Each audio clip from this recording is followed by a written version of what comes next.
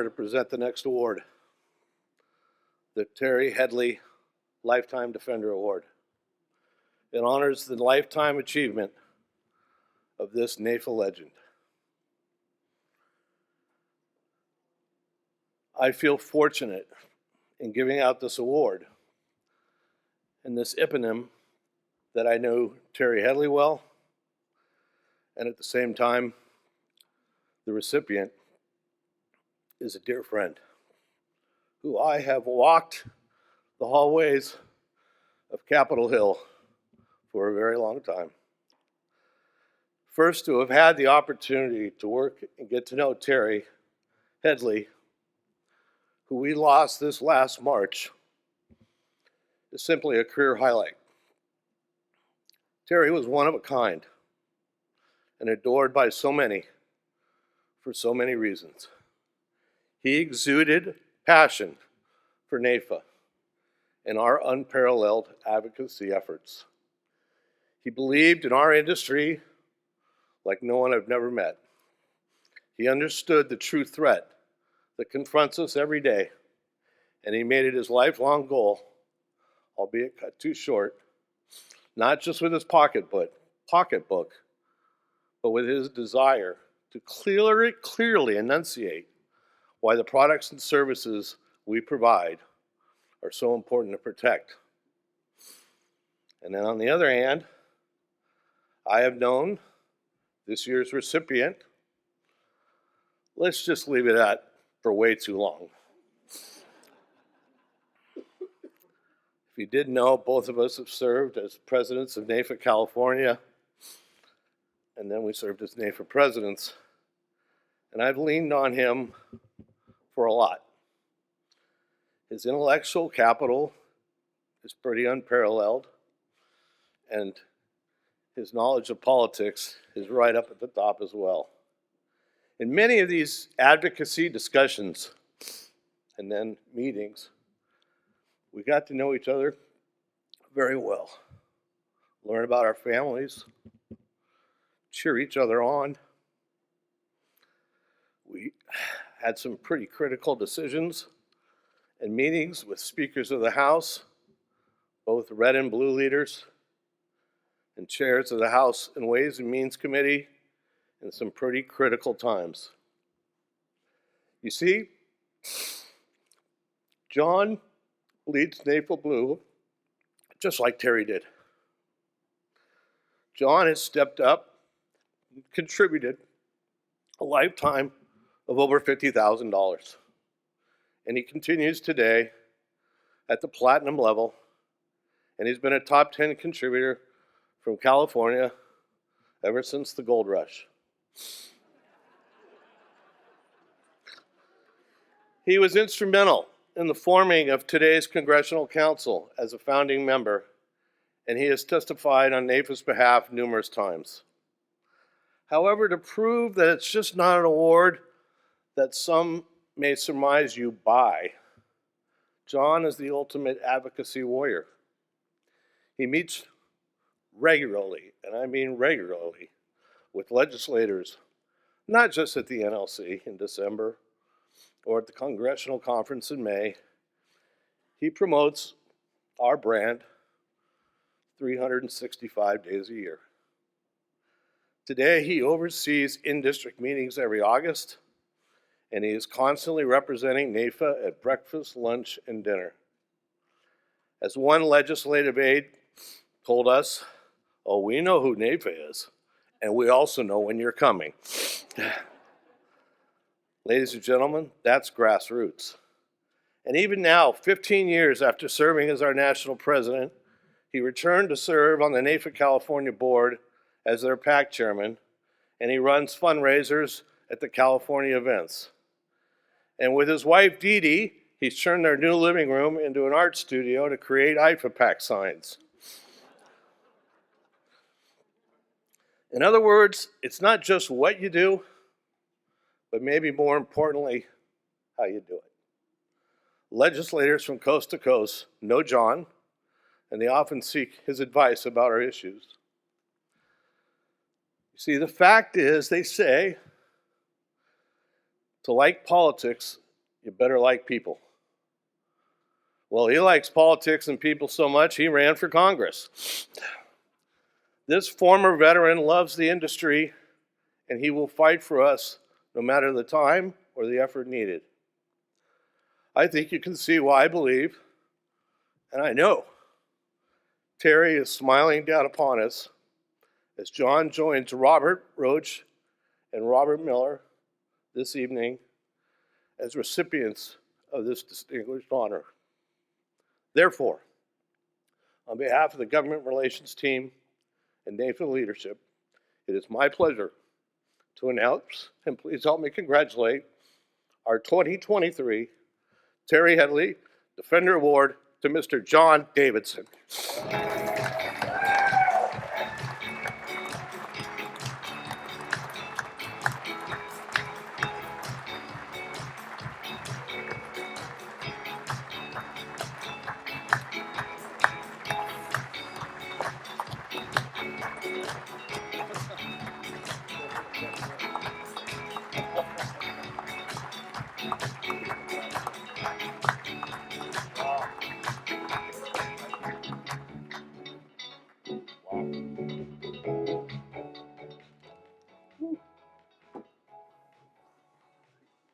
Thanks a lot, Tom.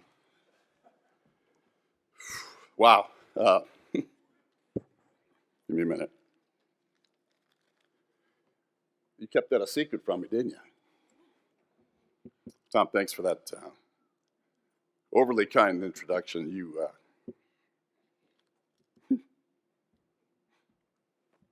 You're a great friend.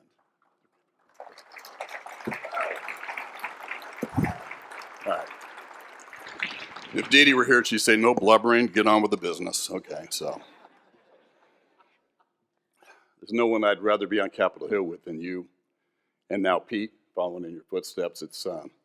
It's really exciting to be able to walk through Capitol Hill and know that you're welcome and that people will listen to you. We spent years together at these fundraisers with different speakers, with Maxine Waters, with Nancy Pelosi, all manner of things, because that's our job. It was our job. He said, I just want to thank you for always being there for me, Tom, so thank you again. Yeah. Also like to congratulate my friends Bob Roach and Jan Penny for their significant contributions to NAIFA PAC for their whole career. We gave Jan a nice award in NAIFA, California when he hit the 100,000. He didn't realize he was there. That's just what he is. He's continued to give.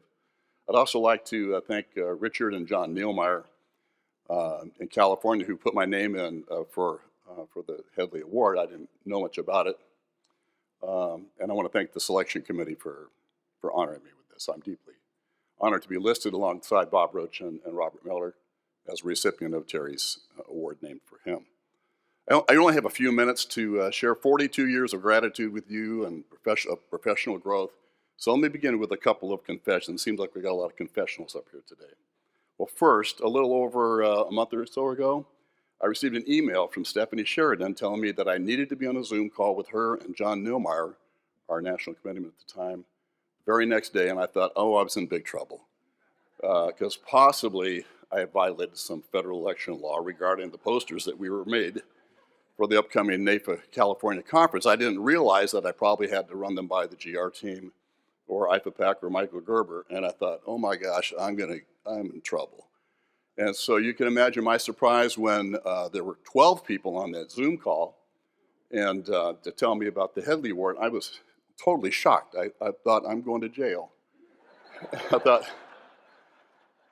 so I was shocked and surprised and humbled and quite relieved, actually, when that happened. So this recognition, as you know, is very special to me personally.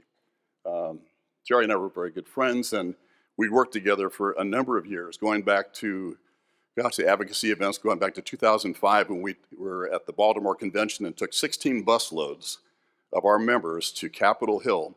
And just as an aside, we had to call the Capitol Hill police to let them know we were a friendly group coming in. True story. And we had one bus broke down, but we actually made a very strong impact for what turns out to be the test run for the congressional conference. And so Again, Terry's handprints are all over advocacy even today. And Terry was passionate about advocacy, but my second confession is that 30 years ago, I was passionate about membership. I was on the membership committee with Jeff Taggart, and membership was our singular focus. I mean, how tough could it be? It's the easiest job out there, right? It's a singular focus, it's clearly definable, it's measurable. You either do it or you don't. You make it happen. We had a meeting at the Keybridge Marriott and the membership committee, and that's where I met Vice President of Government Relations, Mike Curley. And at that time, he gave me a dose of reality about Washington, D.C. and politics. You see, I was a staunch conservative, and I wanted to know why President Bill Clinton didn't just do what was right for America and follow the rules and the law. And he said, John, in Washington, D.C., it's all about politics, and if you want to be an effective advocate, you better learn to find common ground and work with whoever holds the gavel, because our products are nonpartisan, and that gives us that unique ability to speak with credibility to members on both sides of the aisle. That was a turning point for me in my career that I never would have learned were it not for my involvement with NAIFA. You see, advocacy is now my passion. And I found that being actively engaged in the understanding of legislative and regulatory issues on the state and the federal level, it gives me another level of confidence whenever I'm speaking with elected officials or clients about insurance and financial matters. You see, they know that I know how those laws and regulations could possibly impact their constituents and financial business decisions of our clients. And that credibility has also proven to be the difference maker for me over the past 40 years whenever I'm in competition. Without my involvement with NAIFA, that never would have happened. And my son Mike is here. Dee Dee wasn't here to be able to be with us, but Michael's been with us. And like you've heard tonight, Dee Dee has been supportive of me in all of my NAIFA and life events for over 50 years of marriage. And Mike, he's out there somewhere, he knows more about NAIFA and politics in our industry and has witnessed firsthand the positive impact that advocacy can have on your personal and professional life, both the good and the bad. You see, he was also with me on that first bus in 2005 back in Baltimore. And I owe a debt of gratitude for so many others who are instrumental in shaping my advocacy education over the years. I'm going to do something I probably shouldn't do, and that's the fact that there's some people that come to mind right now, and I'm sure I'm going to forget some of them. Thanks, Tom. So please forgive me, but I have to mention these people because they were very patient with me and guided me when I needed the guidance. It's including Bill Anderson, Gary Sanders, Ron Panatton, Danny Keogh, Scott Cinder, Magenta Eshak, Pat Raffanello, Jill Edwards, Michael Gerber, Donna Singleton, Michael Hedge spent an hour with me in Christian Cinema's office with their chief of staff, Stephanie Sheridan, and of course, the irrepressible Diane Boyle, who's been there. Yeah.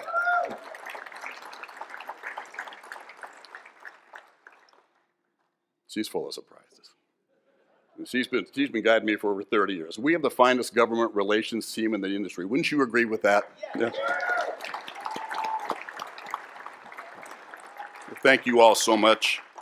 You have greatly enriched my life and my career. Well, Terry Headley was passionate about advocacy, but more than that, Terry was a very effective advocate for NAIFA in the insurance industry because Terry was what I call a CFP advocate. He was confident, he was focused, and he made the best of the time he was there because he was passionate, persistent, personal, and professional. See, Terry was confident because he knew the information before he went in there. He also briefed the staffers so they had an effective time because he had to be focused for a short period of time, like you will be tomorrow. You have 5 minutes or less to make your ask because there's 17 other organizations following right behind you that think that their issues are more important than ours, and that's not the case. So you have to be passionate, you have to be personal, you have to be persistent and professional. You see, Terry knew that ad-libbing was for amateurs. We're not in an amateur race. So now that you in this audience as leaders are preparing to lead your individual states for 2024, I'd ask you, what are you passionate about? Each of you are now in state leadership role at just this particular moment in time for an important reason. You see, our national debt is over $33 to $34 trillion for the very first time in history. That represents 124.4% of GDP, $100,000 per citizen, $259,000 per taxpayer. The interest on that debt is $1 trillion a year, which is more than the cost of our total national defense budget. Where do you think the government's going to get the money for that? I think we all know the answer. The insurance industry is the biggest target out there, and there's no other place left to get it. You see, they've got some interesting places to go. So I'm going to ask you a question. Do you want your clients' hard-earned money meted out by a spendthrift and predatory government bureaucracy? Do you? No. No. Then I would ask you to do something right now and join with me in showing your leadership in a tangible way by making a meaningful contribution to NAIFA PAC tonight. I know you've been asked all week long to do this, but tonight is special because I've created 200 limited edition Terry Headley commemorative pins. It's NAIFA Defender, Nebraska Red, because that's the way it has to go. And anybody who takes your badge, turns it over, hits that QR code, make a contribution, whatever you think your practice in our industry is worth.